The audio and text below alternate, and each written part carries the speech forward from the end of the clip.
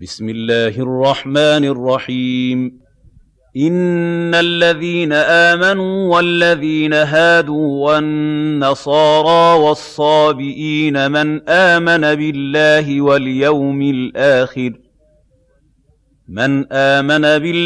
واليوم الآخر وعمل صالحا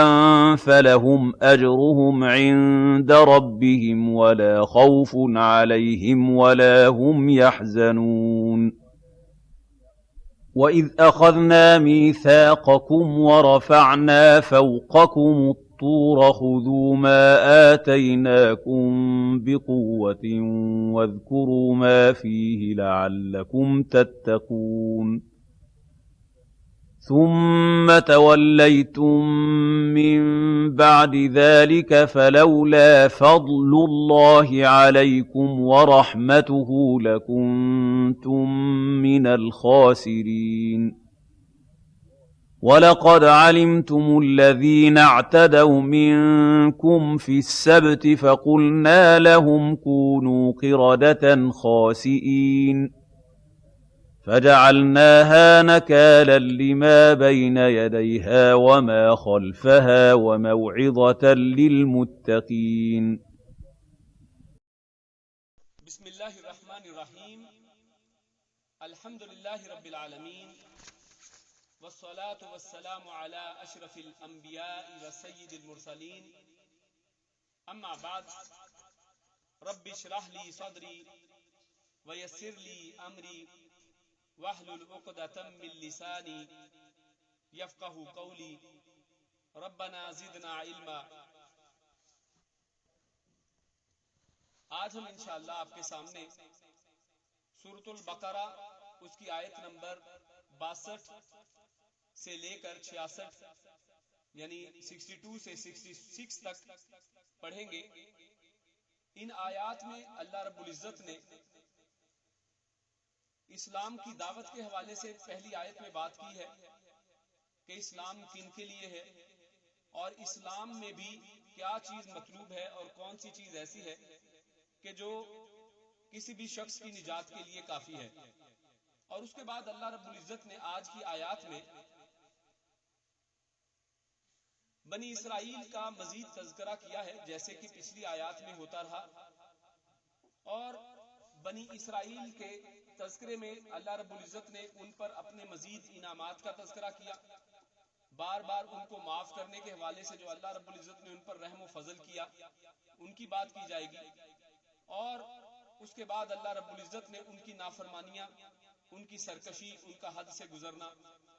اور اس پر اللہ رب العزت کی سخت پکڑ جو ہے ان پر آئی، اس کے بارے میں اللہ رب العزت نے ارشاد فرمایا ہے۔ تو ان آیات کو شروع کرتے ہیں جس میں اللہ رب العزت ارشاد فرماتے ہیں، اور لفظ بلفظ آپ کے سامنے ترجمہ رکھا جائے گا تاکہ آپ لوگ لفظی ترجمے کو سمجھ سکیں۔ اللہ رب العزت ارشاد فرماتے ہیں، ان الذین آمنوا، ان بے شک، الذین وہ لوگ جو، آمنوا ایمان لائے، یعنی اللہ رب العزت یہاں پر ایمان والوں کو مخاطب کر رہے ہیں، والذین ہادوا، و اور الذین وہ لوگ جو، ہادو جو یہود ہوئے، یعنی جو یہودیوں میں سے تھے۔ اور ہادو کا جو لفظ ہے یہ حوادتن سے نکلا ہے یا پھر تحودن سے ہے۔ حوادتن جس کا مطلب ہے محبت، اور اسی طرح تحودن جس کا مطلب ہے توبہ کرنا۔ تو یہ بار بار بنی اسرائیل کا بار بار اللہ رب العزت سے نافرمانیاں کرنا اور پھر توبہ کرنے سے ان کو یہ لقب یا یہ لفظ ان کو ملا، یہ نام ملا، اور اسی طرح ان کی آپسی محبت، جس طرح سے وہ آپس میں مل جل کر رہتے ہیں، تو اس حوالے سے ان کو یہ نام دیے گئے۔ بہرحال یہ یہود کا جو لفظ ہے جس کے لیے یہاں پر ہادو کا لفظ استعمال کیا گیا ہے، یہ موسیٰ علیہ السلام کی قوم کے جاننے ماننے والے ہیں، جیسے کہ آپ سب لوگ پڑھ آئے ہیں اور جانتے ہیں۔ اس کے بعد اللہ رب العزت نے ارشاد فرمایا، والذین اور وہ لوگ، والذین ہادو جو یہود ہوئے، والنصارى و اور النصارى یعنی نصارا. نصارا کون ہے؟ یہ لفظ نصارا سے نکلا ہے. نصارا کا مطلب کیا ہوتا ہے؟ مدد کرنا. نصرانون کی یہ جمع ہے نصارا. اور کیونکہ یہ نصارا جو ہیں یہ بھی آپس میں ایک دوسرے کی مدد کرتے ہیں اور ایک دوسرے کی مدد کرنے کی وجہ سے ان کا نام یہ نصارا پڑا. اور اسی طرح اللہ رب العزت نے قرآن کریم میں بھی ارشاد فرمایا کہ جب ان سے پوچھا گیا کہ کون ہے کہ جو میری مدد کو آئے، جب ان کے نبی نے کہا تو انہوں نے کہا نحن انصار اللہ، کہ ہم اللہ کے مددگار ہیں. تو یہاں سے ان کا نام انصار سے، یعنی ان کو انصار بھی کہا گیا قرآن میں، اور ان کا نام نصارا پڑ گیا. اور انہی کو آج ہم عیسائی بھی کہتے ہیں، یعنی حضرت عیسیٰ علیہ السلام کے ماننے والے. اس کے بعد اللہ رب العزت نے کہا وَالصَّابِئِينَ، اور صابی، یہ صابی کی جمع ہے صابئین. اور صابی ایسے لوگ ہیں جو ستارہ پرست ہیں یا اصل میں کسی بھی مذہب کو نہیں مانتے، یہ لا مذہب لوگ ہیں یا ستارہ پرست ہیں، ان کے لیے یہ لفظ استعمال ہوا. من، جو آمنا، ایمان لایا، باللہ، اللہ پر، والیوم الآخر، و اور الیومی، دن، الآخر، آخرت کا، اور جو آخرت کے دن پر ایمان لایا، یعنی جو اللہ پر ایمان لایا اور آخرت کے دن پر ایمان لایا. و اور عملہ، اس نے عمل کیا، صالحاً، نیک، اچھا، صالح. فلہم، پس اس کے لیے ہے، ان کے لیے ہے، فا پس لا کے لیے، ہم ان سب، یعنی ان سب جو اس پر عمل کرے ان کے لیے ہے، اجرہم، اجر یعنی بدلہ، ہم ان سب کے لیے، عند، پاس، ربہم، ان کے رب، یعنی ان کے رب کے پاس ان کے لیے بہت زبردست بدلہ ہے. ولا، اور نہ، خوف، خوف ہے، نہ خوف ہوگا، علیہم، ان کے اوپر، ولا، اور نہ، ہم وہ، یحزنون، کسی طرح کے بھی پریشانی کا شکار ہوں گے، یعنی کسی قسم کا نہ انہیں حزن ہوگا اور نہ ہی کسی قسم کا ان کو خوف ہوگا. تو اب ان آیات کی مختصر تشریح تفسیر آپ کے سامنے پیش کرتے ہیں، اور ان کے اندر جو نکات ہمارے سامنے آتے ہیں ان کا ہم تذکرہ آپ کے سامنے کرتے ہیں. سب سے پہلے تو ان آیات میں جو ہمارے سامنے بات کھل کر واضح ہوتی ہے وہ یہ کہ اللہ رب العزت نے نجات جو ہے وہ صرف اسلام کے اندر رکھی ہے. اسلام کے علاوہ، اسلام کے باہر جتنے بھی مذاہب اور سسٹم اور جتنے بھی طریقہ کار آج دنیا میں رائج ہیں ان میں نجات نہیں ہے. جیسا کہ اللہ رب العزت نے واضح طور پر ان آیات میں فرما دیا کہ بے شک جو لوگ ایمان لائے اور انہوں نے نیک عمل کیے اور آخرت پر ایمان لایا تو ایسے ہی لوگ نجات والے ہیں. اور اس حوالے سے اللہ رب العزت نے قرآن کریم میں جیسے سورہ آل عمران آیت نمبر 19 میں ارشاد فرمایا ان الدین عند اللہ الاسلام، کہ بے شک دین جو ہے اللہ کے ہاں، اللہ کے نزدیک جو قابل قبول دین ہے وہ صرف اور صرف اسلام ہے، اس کے علاوہ نہیں ہے. اور اسی طرح سورہ آل عمران ہی کی آیت نمبر 85 میں اللہ رب العزت نے ارشاد فرمایا وَمَن يَبْتَغِي غَيْرَ الْإِسْلَامِ دِينًا فَلَن يُقْبَلَ مِنْهُ وَهُوَ فِي الْآخِرَةِ مِنَ الْخَاسِرِينَ، کہ جو بھی اسلام کے سوا کسی اور دین کا متلاشی ہوگا وہ ہرگز قبول نہیں کیا جائے گا. لہذا ہر ایک کو چاہیے کہ وہ اپنا قبلہ درست کرے اور اسلام ہی میں اپنی نجات کو تلاش کرے، جیسے ان آیات میں آپ کے سامنے آ گیا. اور اسی طرح صحیح مسلم کی حدیث ہے جس میں ابی ہریرہ رضی اللہ تعالی عنہ وہ ارشاد فرماتے ہیں کہ اللہ کے پیارے رسول صلی اللہ علیہ وسلم نے ارشاد فرمایا والذی نفس محمد بیدہ لا يسمع بی احد من هذه الامة یہودی ولا نصرانی ثم يموت ولم يؤمن بالذی ارسلت به الا كان من اصحاب النار، کہ قسم ہے اس ذات کی جس کے ہاتھ میں میری جان ہے، میری اس امت میں جو شخص بھی میری بات سن لے، وہ یہودی ہو یا عیسائی، پھر وہ مجھ پر ایمان نہ لائے تو وہ جہنم میں جائے گا. یعنی اللہ کے پیارے رسول صلی اللہ علیہ وسلم کی بعثت کے بعد، آپ کے اس کائنات میں آ جانے کے بعد، اس دنیا میں آ جانے کے بعد، اس امت مسلمہ میں آپ کی بعثت کے بعد، اس کے بعد کوئی بھی شخص کسی اور دین کو اسلام کے علاوہ کسی کو پسند کرے گا، یہودیت یا عیسائیت کو اگر تسلیم کرے گا اور ان پر اپنے آپ کو جوڑے رکھے گا تو ایسا شخص جو ہے جہنم میں جائے گا، وہ ایمان والا نہیں ہے. اور یہ بات وضاحت کے ساتھ اس لیے یہاں پر کی گئی کیونکہ بعض لوگوں نے یہاں پر کچھ شبہ ڈالا.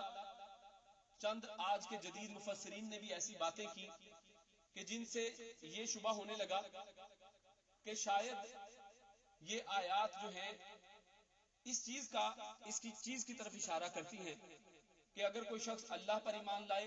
اور یوم آخرت پر ایمان لائے اور نیک عمل کرے تو وہ نجات پا جائے گا. یعنی محمد رسول اللہ صلی اللہ علیہ وسلم پر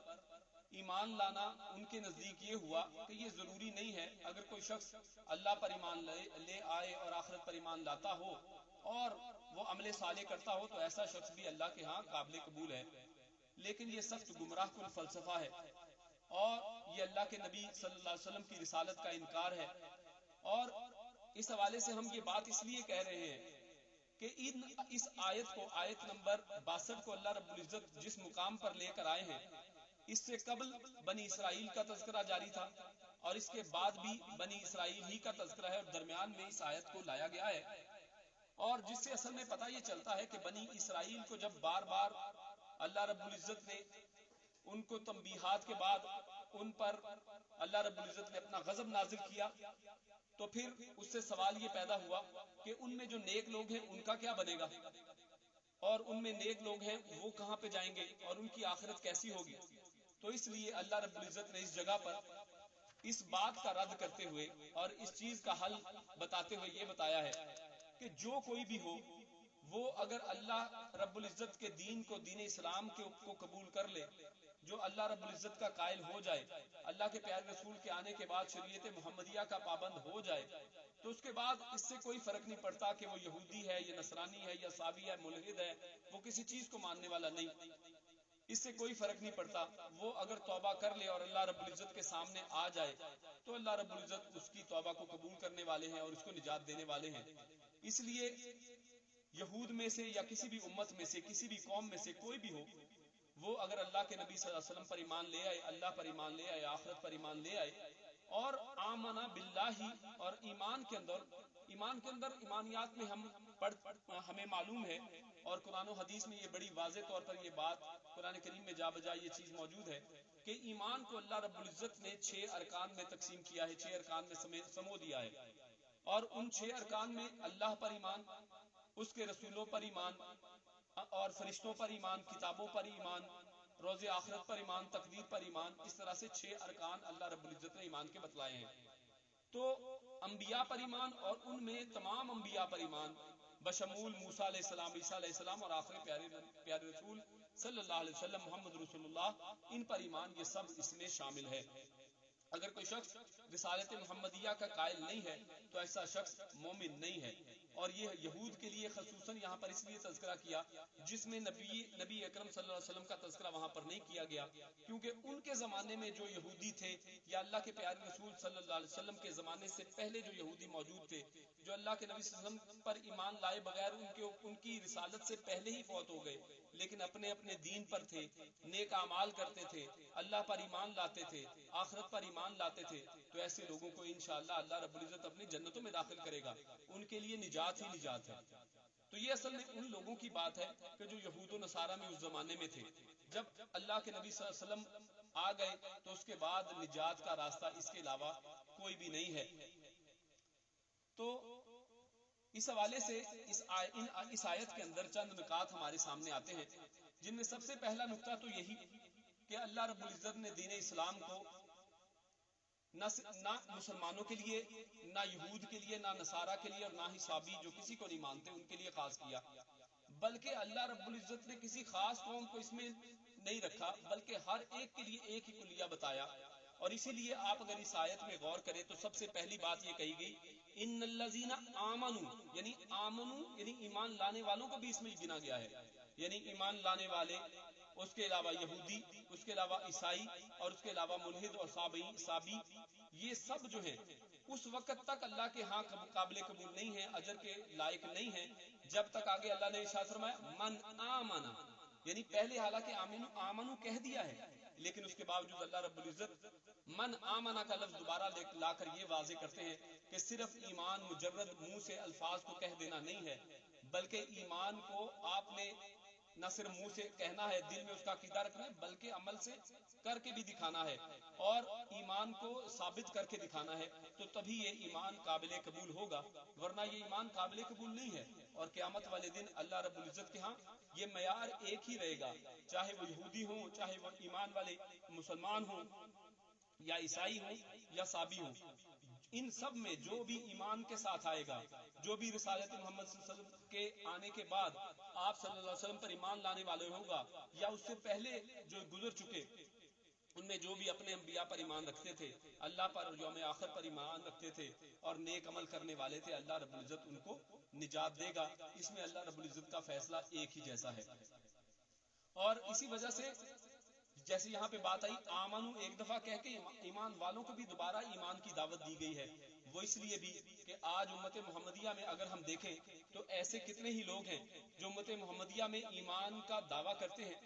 لیکن اللہ رب العزت نے جیسے قرآن کریم میں ارشاد فرمایا سورۃ یوسف آیت نمبر 106 میں کہ وما یؤمن اکثرهم باللہ الا وهم مشرکون، اور یہ اکثر خدا پر ایمان رکھتے ہیں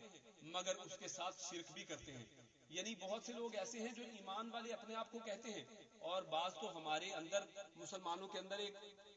کچھ لوگ ایسے ہیں جو اپنے آپ کو کہتے ہی مومن ہیں، وہ اپنے آپ کو پکارتے ہیں ایک دوسرے کو اس طرح کہ یہ مومن بھائی ہیں، وہ مومن بھائی، یعنی ایک دوسرے کو انہوں نے نام ہی مومن رکھ لیا ہے۔ تو ایسے لوگ چاہے نام جو مرضی رکھ لیں، چاہے مومن رکھ لیں، چاہے مسلم رکھ لیں، چاہے انصار رکھ لیں، چاہے یہود رکھ لیں، جو مرضی نام رکھ لیں، ناموں سے کچھ بننے والا نہیں ہے۔ اصل جو کام بننے والا ہے وہ اللہ پر ایمان اور اس یوم آخرت پر ایمان اور عمل صالح سے بننے والا ہے۔ اور اس آیت میں ایک دوسرا نقطہ جو اللہ رب العزت نے واضح کیا ہے وہ یہ کہ ان لوگوں کا رد بھی فرما دیا کہ جو صرف ایمان کو ہی کافی سمجھتے ہیں، اور ان لوگوں کو اللہ رب العزت نے یہاں پر مخاطب کر دیا کہ صرف ایمان اور آخرت پر ایمان یا ایمان کے دیگر جو درجات اور دیگر چیزیں ہیں، ان 6 کے 6 ارکان کے اوپر ایمان کے باوجود اگر کوئی شخص عمل صالح ساتھ نہیں کرتا ہے تو خالی ایمان بھی کام والا نہیں ہے۔ اور اسی طرح کوئی شخص اگر ایمان تو لے کے آتا ہے اور عمل صالح تو کرتا ہے لیکن ایمان والا نہیں ہے تو پھر بھی اس کی نجات ہونے والی نہیں ہے۔ یعنی ایمان اور عمل صالح اللہ رب العزت نے لازم و ملزوم کر دیے ہیں، اور دونوں کا ایک دوسرے کے ساتھ ہونا لازم و ملزوم ہے۔ اور آخر میں اللہ رب العزت نے اس آیت کے اندر اجر بیان کیا ہے کہ جو شخص اللہ پر ایمان لاتا ہے اور اس کے ساتھ یوم آخرت پر ایمان لاتا ہے اور عمل صالح کے ساتھ اس کا ثبوت بھی دیتا ہے کہ ہاں وہ واقعی سچا پکا مومن ہے، تو اس کے بعد اللہ رب العزت ارشاد فرماتے ہیں ولا یعنی اجرہم عند ربہم، کہ ان کا اجر، ان کا بدلہ ان کے اللہ کے پاس ہے۔ یعنی اس کائنات میں ان کو کوئی بدلہ اس ایمان کا، اس عمل صالح کا کوئی دے ہی نہیں سکتا ہے۔ اللہ رب العزت کو معلوم ہے کہ ان کے کتنے کتنے اجر ہیں، جیسے کہ اللہ رب العزت ایک چھوٹی سی نیکی کو جو ایک نیکی انسان کرتا ہے 10 سے لے کر 70 گنا اور پھر 700 گنا اور پھر انگنت تک بڑھا دیتا ہے۔ یہ اللہ رب العزت کا ہم پر احسان اور رحم و کرم ہے، اور بے شک اللہ رب العزت بہترین اجر دینے والے ہیں۔ اور ولا خوف علیہم ولا هم يحزنون، اور ایسے لوگ ان کو نہ دنیا و آخرت کسی میں بھی کوئی خوف لاحق نہیں ہوتا، یہ دنیا کے ڈرانے پر نہیں ڈرتے، یہ اپنی حق کی بات، ایمان کی بات، عمل صالح کو جاری رکھتے ہیں، یہ ان تانوں سے اور کفر و شرک کے تانوں سے یہ گھبراتے نہیں ہیں، یہ اپنے حق کی بات کو جاری رکھتے ہیں، حق کے اوپر عمل پیرا رہتے ہیں، اور جب اس کے اوپر قائم ایک دفعہ ایمان لے آتے ہیں پھر اس کے بعد ثابت قدم اس پر ہو جاتے ہیں، تو اللہ رب العزت کہتے ہیں ولا خوف علیہم، ان کو نہ دنیا میں کوئی خوف ہے، نہ آخرت میں ان کے لیے کوئی خوف ہوگا، ولا هم يحزنون، اور قیامت میں انہیں کسی قسم کی پریشانی کا سامنا نہیں کرنا پڑے گا۔ تو میرے بھائیوں یہاں پر ایک اور آخری نقطہ جو ہے وہ بیان کر کے آگے چلتا ہوں، وہ یہ کہ اسی آیت میں یہ جو صفت بیان کی گئی ہے ولا خوف علیہم ولا هم يحزنون، اللہ رب العزت نے یہ صفت یہاں پر ایمان والوں کی بیان کی ہے۔ یعنی کوئی بھی شخص جو ایمان لے کے آئے، چاہے وہ یہودی تھا ایمان لے آیا، چاہے وہ نصرانی تھا ایمان لے آیا، چاہے وہ صابی تھا کسی کو نہیں مانتا تھا، آخر اس توبہ کی اور اللہ رب العزت پر ایمان لے آیا، یوم آخرت پر، نبیوں پر، کتابوں پر، فرشتوں پر، اور 6 کے 6 ارکان اسلام پر ایمان لے آیا، تو اس کے بعد وہ نیک عمل کرنے لگ گیا، تو میرے بھائیوں یہ سب ان مومنین کے لیے خوشخبری ہے۔ اور لیکن چند لوگوں نے اس کو قرآن کریم کی دوسری آیات میں سے دیکھ کر، یعنی جس میں اللہ رب العزت نے یہ صفت الا اولیاء اللہ، اولیاء اللہ کے لیے خاص کر دی، یہ بے شک اصل میں یہی لوگ اولیاء اللہ ہیں۔ یعنی کوئی بھی شخص اگر وہ ایمان لے آئے اور یوم آخرت پر، تمام ایمان کے तमाम अरकान पर ईमान ले आए और अमल साले करे, तो बेशक से ऐसा ही शख्स अल्लाह का वली है। अल्लाह का वली कोई स्पेशल मखलूक नहीं है, कोई दूसरी दुनिया की मखलूक नहीं है, या उनके अंदर कोई उनके चेहरों के रंग और उनके नाम कोई मुख्तलिफ नहीं हुआ करते। और बेशक अल्लाह रब्बुल इज्जत ने इन औलिया अल्लाह को ये मर्तबे दिए हैं, तो ये औलिया अल्लाह हमें ढूंढने नहीं पड़ेंगे। बेशक जो शख्स ईमान लेके आता है, जो अमल साले करता है, वही असल में अल्लाह रब्बुल इज्जत का वली है। जैसा कि इस आयत में अल्लाह रब्बुल इज्जत ने इरशाद फरमा दिया। तो इस आयत को अगर दीगर आयत के साथ मिलाया जाए तो हमारे सामने बात वाज़ेह हो जाती है कि बेशक जो भी ईमान लाता है, उसके बाद अमल साले करता है, उस पर जमा रहता है, डटा रहता है, तो बेशक अल्लाह रब्बुल इज्जत का वही वली है। और उसको असल में अल्लाह रब्बुल इज्जत ना दुनिया में और ना आखिरत में तमाम खौफों से अल्लाह रब्बुल इज्जत बेपरवाह कर देते हैं। आगे इसके बाद आयत नंबर 63 में चलते हैं। वाइज अखज़ना मीसाककुम व रफ़अना फ़ौक़कुम अत-तूरा खुज़ू मा आतैनाकुम बिक़ुव्वतिन वज़कुरू मा फ़ीहि लअल्लकुम तत्तक़ून।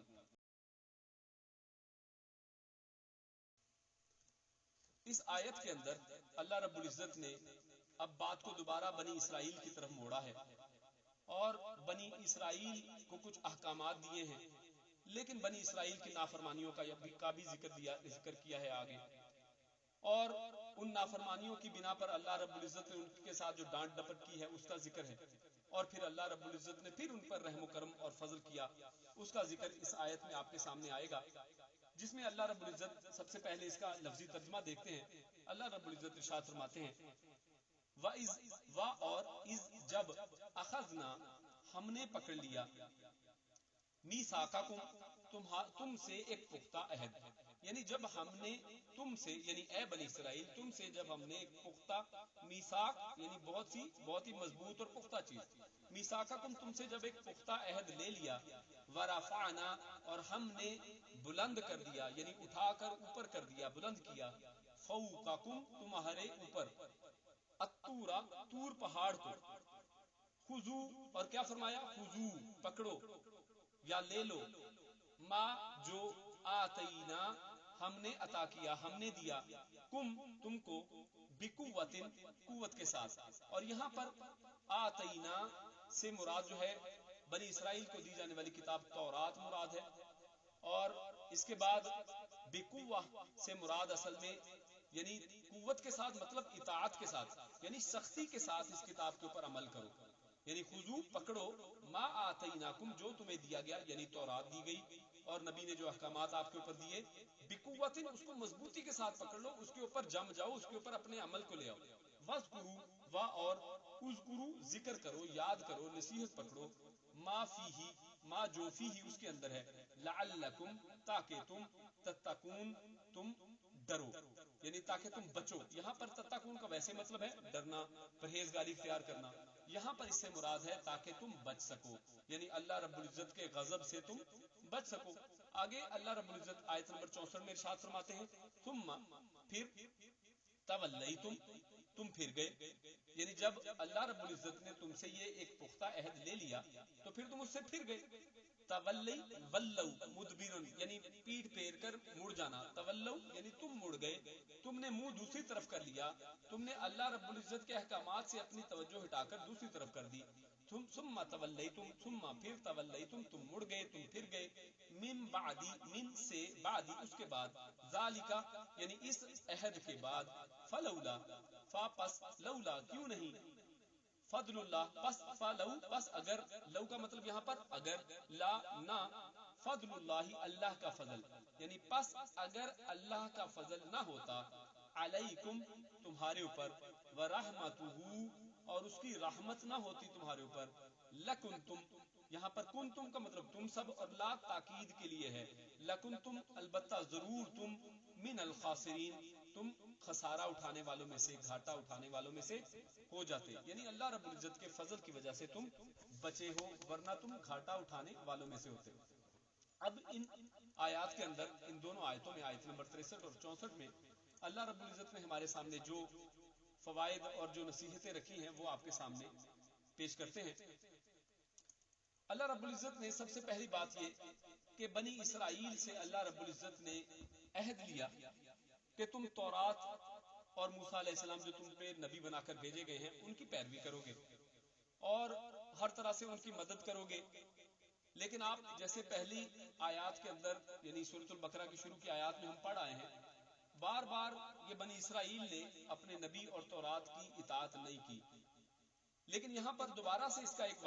وعدے کی بات کی گئی ہے کہ آخرکار اللہ رب العزت نے ان سے ایک پختہ عہد لیا کہ اب میں تم سے ایک پختہ عہد لیتا ہوں، میرے ساتھ ایک پکا وعدہ کرو، بار بار تم اپنی بات کر کے پھر جاتے ہو، تو اس دفعہ ایک پکا عہد کرو تاکہ اس دفعہ تم بات سے نہ پھرو۔ تو اللہ رب العزت نے ان سے ایک پختہ عہد لیا، اور اس کی یہاں پر بات کی جا رہی ہے کہ وَإِذْ أَخَذْنَا مِيثَاقَكُمْ وَرَفَعْنَا فَوْقَكُمُ الطُّورَ، لیکن اس پختہ عہد لینے کے بعد یہ لوگ اس عہد سے بھی دوبارہ پھر گئے۔ تو اس عہد کے پھر جانے کے بعد جس کے بارے میں ابن عباس رضی اللہ تعالیٰ عنہ سے مروی ہے حدیث فتون میں، وہ کہتے ہیں کہ جب انہوں نے اطاعت سے انکار کیا تو یہ پہاڑ ان کے سروں پر لا کھڑا کیا گیا، یعنی لٹرلی فزیکلی اللہ رب العزت نے اتنا بڑا پہاڑ جس کا کوئی دنیا میں وزن بھی نہیں کر سکتا اور ایک پتھر کو کوئی اٹھا نہیں سکتا، بڑی بڑی کرینیں مل کر ایک پتھر کو ہلا نہیں پاتی، تو اللہ رب العزت نے پورے کا پورا پہاڑ، اور وہ کون سا پہاڑ؟ کوہ طور، اللہ رب العزت نے ان کے سروں پر لا کھڑا کیا، اور اس سے اللہ رب العزت نے ان سے منوانے کی کوشش کی کہ اب بھی اپنے اس عہد کو مان لو اور اپنے جو اللہ کے ساتھ تم نے عہد کر رکھا ہے اس کے اوپر پورے اترو اور واپس آ جاؤ، اور اللہ نے اپنا عہد منوانے کے لیے ان سے بات کی۔ اور اس حوالے سے سورۃ الاعراف آیت نمبر 171 میں مزید وضاحت کے ساتھ آیت ہے جس میں اللہ رب العزت ارشاد فرماتے ہیں وَإِذْ نَطَقْنَا الْجَبَلَ فَوْقَهُمْ كَأَنَّهُ ذُلَّةٌ وَظَنُّوا أَنَّهُ واقع بِهِمْ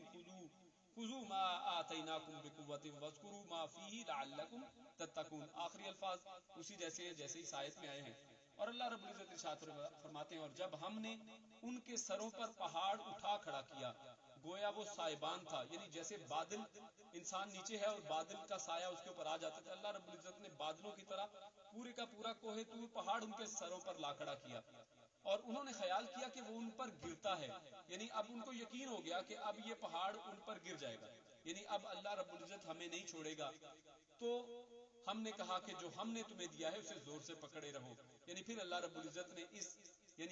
اس طرح سے اللہ رب العزت ان کو ڈرانے اور دھمکانے کے بعد اللہ رب العزت نے پھر ان کو ایک موقع دیا، اس پہاڑ کو ان کے اوپر نہیں گرایا۔ یہ اللہ رب العزت کا رحم و کرم،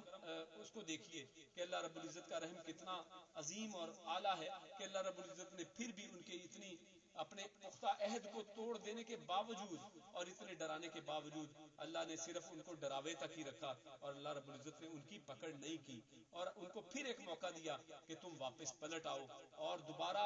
خذوا ما آتیناکم، اس کو پکڑ لو جو تمہیں دیا گیا ہے۔ آج یہ ہماری امت مسلمہ کے لیے بھی ہے، آج ہم مختلف طرح کی ہمارے سروں پر ایک موت کا سایہ منڈلا رہا ہے۔ آج یہ کورونا وائرس کی شکل میں اگر ہم دیکھیں اور دیگر خطرات، آپ کہیں بھی جائیں، کشمیر میں مسئلہ ہے، فلسطین میں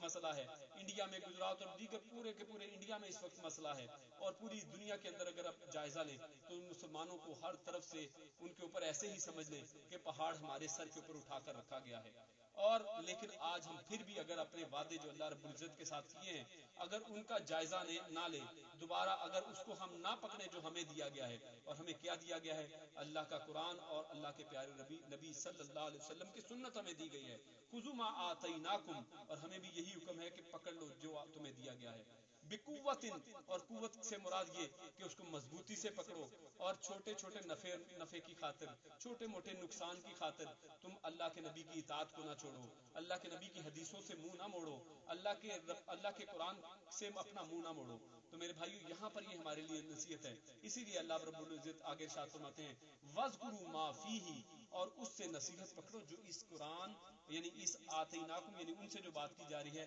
کہ اپنی تورات اور اللہ کے نبی کی اپنے موسیٰ علیہ السلام کی اطاعت کے اندر جو تمہارے لیے نصیحتیں رکھی گئی ہیں ان کو مضبوطی سے پکڑے رکھو، اس کی اطاعت میں رہو اور اس سے نصیحت حاصل کرو، لعلکم تتقون، کہ تاکہ تم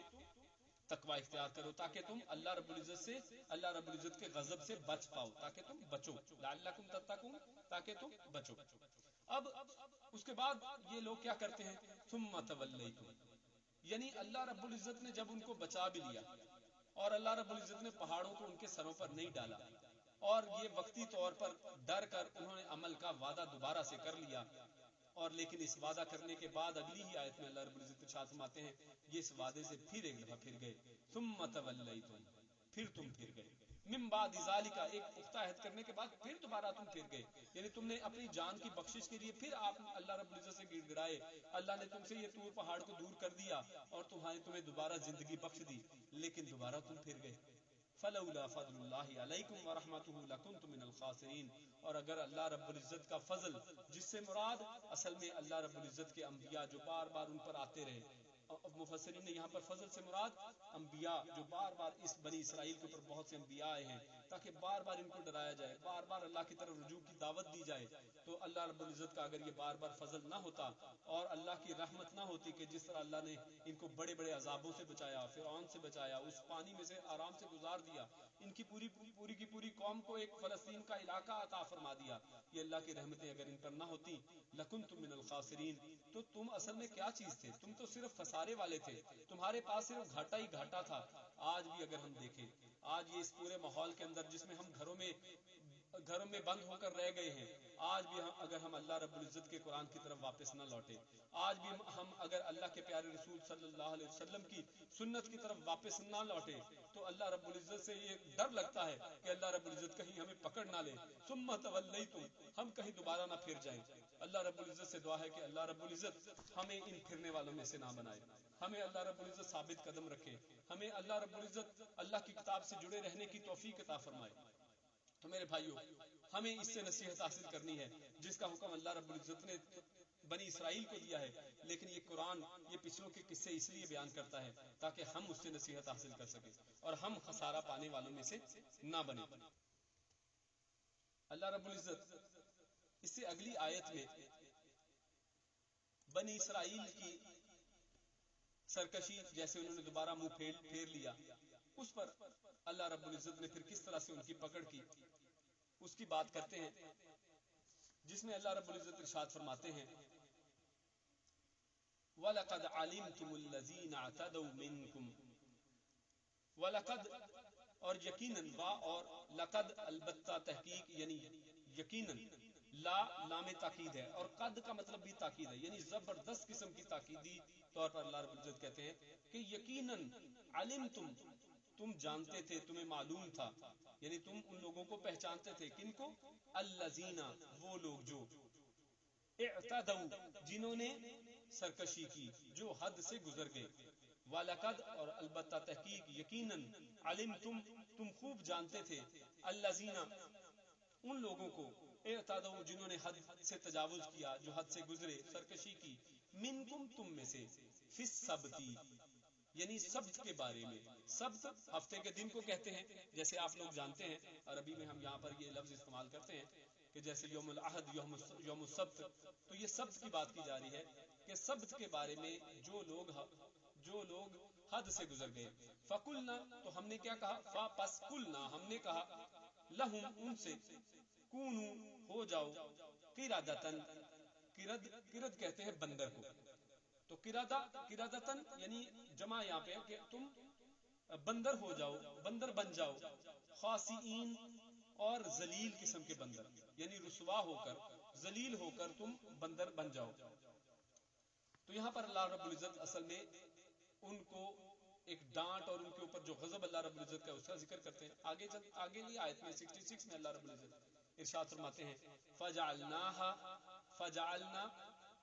پس جعلنا، ہم نے بنا دیا، ہم نے کر دیا، ہا، اس کو، اور یہاں پر ہا سے مراد کیا ہے؟ مفسرین نے اس سے مختلف چیزیں مراد لی ہیں۔ ہا سے مراد ایک تو یہ کہ ان کا بندر بن جانا، یعنی بنا دیا اس چیز کو، یعنی ان کے بندر بننے کو کر دیا اللہ نے، یا ہا سے مراد اصل میں اس بستی کا ذکر ہے، یعنی اس بستی کو اللہ رب العزت نے بنا دیا، کر دیا، نکالن، ایک عبرت، اور ویسے نکالن کا مطلب سزا اور عذاب بھی ہوا کرتا ہے، لیکن یہاں پر اس کا مطلب لیں گے عبرت، فجعلناها نکالن، پس اللہ رب العزت نے بنا دیا اس بستی کو یا ان بندروں جیسی شکلوں کو، یا بندر جو ان کو بنا دیا گیا اس چیز کو، نکالن، ایک عبرت، لما بین یدیہا، لما، ان کے لیے جو، بین یدیہا، جو ان کے سامنے تھے، یعنی اس زمانے کی دیگر بستیاں جو ان کے ارد گرد کی دیگر بستیاں تھی، جو ان کے دیگر لوگ تھے ان کے لیے اللہ رب العزت نے، یا بچ جانے والوں کے لیے اللہ رب العزت نے اس معاملے کو، ان کے بندر بن جانے کو اللہ رب العزت نے ایک عبرت بنا دیا. وما، اور جو خلفہا، اور جو ان کے بعد آئے ان کے نزدیکی دوسری قومیں، اور جیسے آج ہمارے لیے بھی کہ جو ان کے بعد ہیں ان کے لیے یہ عبرت ہے، مقام عبرت یہ واقعات ہیں. وموعظۃ، اور ایک واعظ و نصیحت کی چیز، للمتقین، اللہ سے ڈرنے والے، اللہ سے پرہیز کرنے والے، اللہ کا تقوی اختیار کرنے والوں کے لیے اللہ رب العزت نے اس میں ایک عبرت رکھی ہے.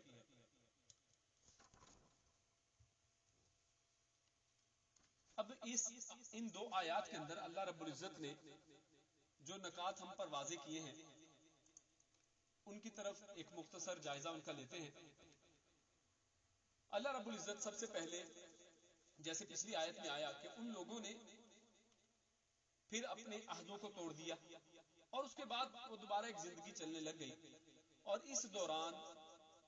یہ جو ایلا کی بستی میں رہنے والے لوگ تھے ان کے بارے میں یہ کہا جاتا ہے کہ یہ ان کے بارے میں یہ ہے کہ ان کو اللہ رب العزت نے اصل میں جمعے کا دن ان کو عطا کیا، لیکن ان لوگوں نے اس کو یعنی اپنے لیے ایک فضیلت والا دن ماننے سے انکار کیا. تو اللہ رب العزت نے ان کے لیے پھر ہفتے کا دن مقرر کر دیا کہ اچھا ہفتے کا دن اب تمہارے لیے فضیلت کا دن ہے، اہم دن ہے اور تعظیمی اور ضرورت کا دن، جیسے آج مسلمانوں کے لیے جمعے کا دن ہے. تو اللہ رب العزت نے بنی اسرائیل کو یہ ہفتے کا دن ایک عظمت والا اور تعظیم والا دن دیا. اور اس دن کے حوالے سے اللہ رب العزت نے ایک اور ان کے پاس ان کو حکم بھی دیا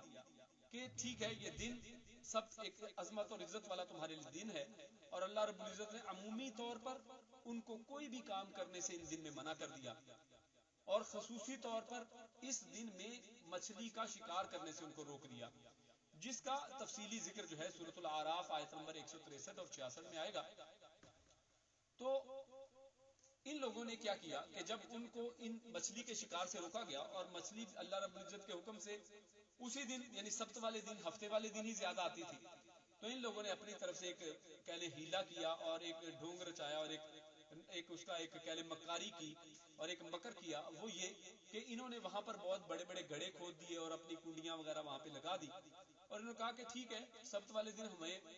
شکار کرنا جائز نہیں ہے تو ہم اس سے پہلے ہی وہاں پر یہ سارا کام کر دیتے ہیں. مچھلیاں جب سبت والے دن آئیں گی اور وہاں پر ہماری کنڈیوں میں پھنس جائیں گی، تالابوں میں آ جائیں گی، جمع ہو جائیں گی،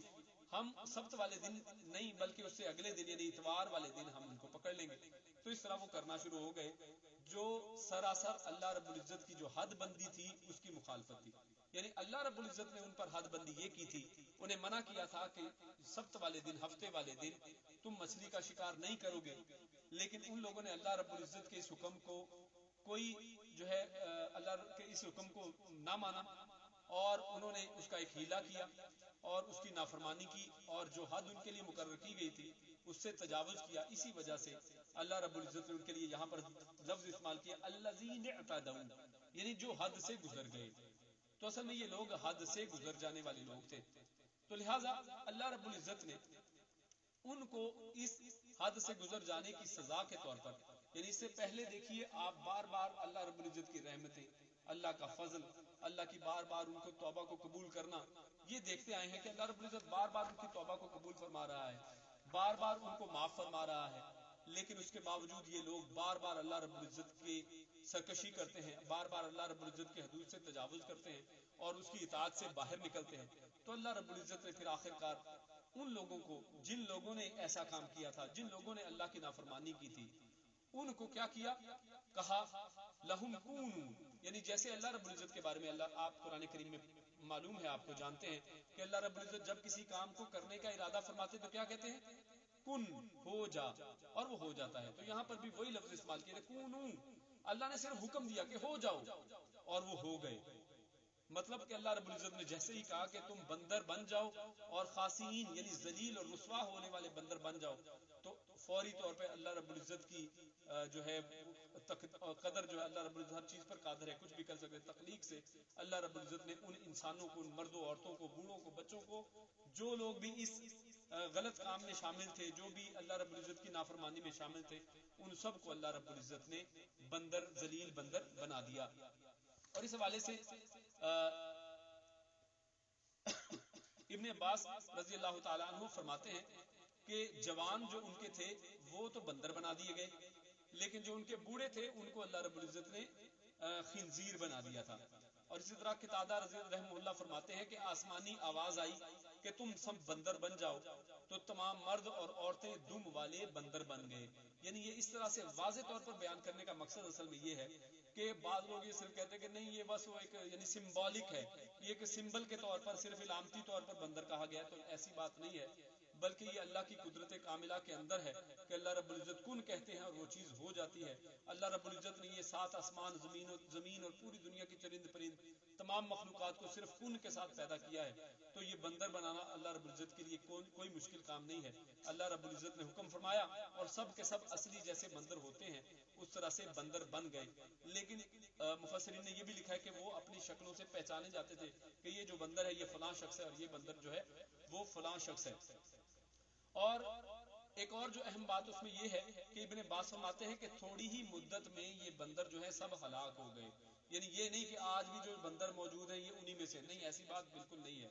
بلکہ مفسرین نے یہ بھی لکھا ہے، ابن کثیر نے یہ لکھا ہے کہ جتنی بھی قوموں پر جو عذاب آئے ہیں یا جن پر کوئی عذاب، تو وہ 3 دن سے زیادہ وہ اس کے بعد وہ چیزیں وہ قومیں نہیں بچی ہیں، یعنی اس کے بعد ان کو بالکل ختم کر دیا گیا، صفحہ ہستی سے مٹا دیا گیا ہے جن پر ایک دفعہ عذاب آ جائے۔ تو اسی طرح یہ بھی ان پر ایک اللہ کا عذاب تھا، تو یہ کچھ دنوں کے بعد یہ سب ہلاک ہو گئے اور ان کی نسل میں سے آج کوئی بھی موجود نہیں ہے۔ اور یہ جو بندر آج ہم دیکھتے ہیں یہ اس وقت بھی تھے اور ابھی بھی ہیں، اور یہ جانور ہیں، یعنی یہ اصل جانور جو منکیز ہیں وہ بندر جانور ہیں، اور یہ اسی طرح اللہ رب العزت نے ان کی تخلیق کی تھی، اور اصل میں ان کو ان کی تخلیق کے اوپر یعنی اس طرح کر دیا کہ جیسے وہ بھی بندر بن گئے۔ تو اصل میں ایسا نہیں ہے کہ یہ بندر اس وقت سے بنے ہیں، ایسی بھی بات بالکل نہیں ہے، بلکہ بندر پہلے سے تھے اور ابھی بھی ہیں، اور یہ صرف ایک قوم تھی جو وہاں اس وقت آئی۔ اور اس کے علاوہ اس حوالے سے یہ کہ نہ صرف وہ بندر بن گئے جو شکار کھیلتے تھے، بلکہ ان لوگوں کو بھی اللہ رب العزت نے بندر بنا دیا کہ جو اس وقت ان کو اس برے فعل میں نہ ان کی مدد کرتے تھے لیکن نہ ہی انہیں برا کہتے تھے، یعنی وہ درمیان میں بڑے نیوٹرل قسم کے لوگ تھے، یعنی وہ اپنے آپ کو آج بھی ہم دیکھیں تو بہت سے لبرل قسم کے لوگ اس طرح کے ہوتے ہیں جو بالکل اپنے آپ کو نہ ادھر رکھتے ہیں اور نہ ادھر رکھتے ہیں، وہ بالکل اپنے آپ کو درمیان میں رکھتے ہیں۔ تو اس حوالے سے ایک اہم بات وہ یہاں پر ڈسکس کرتے ہیں، وہ یہ کہ اس مفسرین نے جو لکھا ہے کہ یہاں پر اس قوم کے اوپر یہ جو اصحاب السبت تھے، جن کو یا بنی اسرائیل کے یہ جو لوگ تھے ایلا کی بستی کے رہنے والے، یہاں پر سب کے سب لوگ نافرمان نہیں تھے، بلکہ ان کے 3 گروہ تھے۔ ان میں سے سب سے پہلا گروہ وہ سرکش گروہ ہے کہ جو واضح طور پر اس برائی میں مبتلا تھا اور جنہوں نے اللہ رب العزت کی حدوں کو پامال کیا تھا اور جس کا اللہ نے حکم دیا تھا اس سے باز نہیں آئے تھے، اور یہ وہ سرکش لوگ تھے۔ دوسرا گروہ اصل میں ان لوگوں کا تھا جن کو آج ہم مصلحت پسند طبقہ کہتے ہیں، یعنی یہ وہ لوگ تھے جو نہ خود شکار کرتے تھے اور نہ ہی ان نافرمانوں کو روکتے تھے، بلکہ جو لوگ ان نافرمانوں کو منع کرتے تھے ان کو بھی یہ روکتے تھے اور ان کو کہتے تھے کہ تم ان کو کیوں روکتے ہو، تم واز وغیرہ کرنے والے کون ہو اور تم کیوں ان کو واز کرتے ہو، اللہ رب العزت خود ہی ان کو پوچھ لے گا، اللہ رب العزت نے ان کو ہلاک کر دینا ہے ان کی سرکشی کی وجہ سے، اور یہ نصیحت کرنے والوں کو نصیحت کرنے سے بھی روکتے تھے۔ اور تیسرا گروہ جو ہے وہ اصلاح پسند لوگوں کا تھا، اصلاح پسند مسلم تھے، وہ اس زمانے کے جو مسلم تھے وہ یہ لوگ تھے کہ جو ان سرکشوں کو نہ صرف روکتے تھے اور یہ منع کرنے والوں کی باتوں میں بھی نہیں آتے تھے، انہوں نے اپنی واضح و نصیحت ان کو اس قوم پر جاری رکھی اور مسلسل اس امید میں رہے کہ شاید اللہ رب العزت جو ہے ان کو کل مسلمان کر دے، یہ شاید مان جائیں، شاید ہماری بار بار تاکید سے واضح و نصیحت سے ان پر کوئی اثر ہو جائے، اور یہ وہ لوگ اصلاح پسند لوگوں کا ایک طبقہ تیسرے نمبر پہ یہ وہ تھا، اور یہ لوگ حجت تمام کرنے تک جو ہے ان سے ان کی اصلاح کرتے رہے، اور جب ان کے اندر یعنی کہہ لیں کہ امید کی کرن نہ بچی تو ان دونوں گروہوں نے، تو اس کے بعد یہاں سے ہمیں ایک اور سبق یہ ملتا ہے کہ اگر جب آپ واضح و نصیحت کر چکے برے لوگوں کو تو اس کے بعد آپ نے کیا کرنا ہے، اس کے بعد یہ ہرگز نہیں ہے کہ آپ ان کی محفلوں میں اسی طرح یعنی ڈول بج رہے ہیں اور عجیب و غریب قسم کے بدعات اور خرافات اور شرک ہو رہا ہے اور ہم مصلحت کے نام پر ان کے ساتھ بیٹھے ہیں، ایسا نہیں ہے، بلکہ ان لوگوں نے اس گروہ سے دیوار کر لی، اس پوری بستی میں درمیان میں ایک دیوار کر لی گئی، اور دیوار کے ایک طرف یہ نیک اصلاح پسند لوگ تھے اور دوسری طرف یہ دونوں مصلحت پسند اور سرکش لوگ تھے، اور انہوں نے بستی کے درمیان میں اس طرح سے دیوار کر لی، اور جب چند کچھ دنوں کے بعد وہاں سے کہنے کی حرکت بند ہوئی تو انہوں نے جب دیکھا اوپر دیوار سے چڑھ کے، تو انہوں نے دیکھا کہ اس طرف جو ہے تمام لوگوں کو بندر بنا دیا گیا ہے، اور انہوں نے یہ بھی دیکھا کہ وہ لوگ جو مصلحت پسند طبقہ تھا، جو نہ ادھر کے نہ ادھر کے، وہ بھی اسی قوم کے ساتھ تھے، یعنی ان کو بھی بندر بنا دیا گیا تھا۔ تو اس طرح سے اللہ رب العزت نے اس پوری کی پوری قوم کو پکڑ لیا۔ تو اور آخر میں اللہ رب العزت کہتا ہے فَجَعَلْنَاهَ نَكَالًا لِمَا بَيْنَ يَدَيْهَا وَمَنْ خَلْفَهَا، اور اللہ رب العزت نے اس پورے واقعے کو، اس پوری بستی کو، ان کے بندر بنائے جانے کو، اس کو سب کے لیے جو اس وقت موجود تھے، یعنی جو بچ گئے تھے نیک لوگ، ان کے لیے بھی ایک عبرت بنا لیا۔ بین یدیہا، یعنی جو ان کے اپنے لوگ جو ارد گرد رہنے والے تھے، ان کے لیے اللہ نے عبرت بنا دیا کہ دیکھو اگر تم بھی ایسا کرتے تو تمہارے ساتھ بھی ایسا ہوتا، لیکن اللہ نے ان کو بچا لیا۔ وما خلفہا، اور جو ان کے بعد آنے والے ہیں ان کے لیے بھی اللہ رب العزت نے اس کو عبرت بنا دیا کہ آج تم بھی اپنا جائزہ لے لو، آج تم بھی اپنا تعلق چیک کر لو، تم آج خود بھی اپنا محاسبہ کر لو کہ تمہارا ان تین گروہوں میں سے کس کے ساتھ تعلق ہے۔ اور وما خلفا وموعظۃ للمتقین، اور اس میں واعظ و نصیحت ہے تقوی والوں کے لیے، جو اللہ سے خوف رکھنے والے ہیں ان کے لیے اللہ رب العزت نے اس میں نصیحت رکھی ہے، اور اس میں واعظ کے لیے اور دوسروں کو بیان کرنے کے لیے اس میں ایک عبرت ہے کہ یہ واقعات دوسروں کو بیان کیے جائیں، صرف واقعہ بیان کرنے کی نسبت سے نہیں، بلکہ اس کے اندر سے جو ہمارے لیے عبرت اور فوائد نکلتے ہیں اس کے اوپر اپنا جائزہ لیں اور خود بھی اپنا محاسبہ کریں اور اپنا قبلہ بھی درست کریں۔ اسی پر میں اپنی بات کو ختم کرتا ہوں۔ وما علینا الا البلاغ، وآخر دعوانا ان الحمد للہ رب العالمین۔